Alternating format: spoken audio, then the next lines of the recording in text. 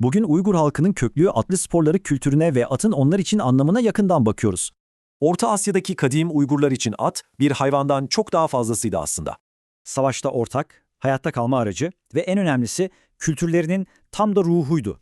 İşte bu güçlü bağ, savaş alanı becerilerini alıp kültürel kutlamalara dönüştüren zengin bir spor geleneği yarattı. At beygisi denen at yarışları zamanla ikiye ayrılmış, birisi saf hız, diğeri ise zarif bir sanat. Bir de sadece Türk halklarına özgü inanılmaz çekişmeli bir oyun var, oğlak tartış. Kurallar basit gibi görünse de rekabet inanılmaz. Gerçekten muazzam bir güç ve beceri istiyor. Atlı okçuluk da hem av hem de savaş için geliştirilmiş bir başka temel yetenekti. Kayıtlara göre okçular o kadar ustaymış ki 4 nala giderken arkalarındaki hedefleri bile vurabiliyorlarmış. Ama bu sporların kralı bugün polo olarak bildiğimiz Çevgen'di desek yeridir. Arkeolojik bulgulara bakın. Heykeller, duvar resimleri, Çevgen'in bölgede 1500 yıllık bir geçmişi var. Çevgen atı farklıydı ama sadece hızlı değil, aynı zamanda güçlü ve çok çevik olması gerekiyordu. Düşünün, bu spor o kadar önemliydi ki 11. yüzyılda soylu gençler için olmazsa olmaz bir beceriydi.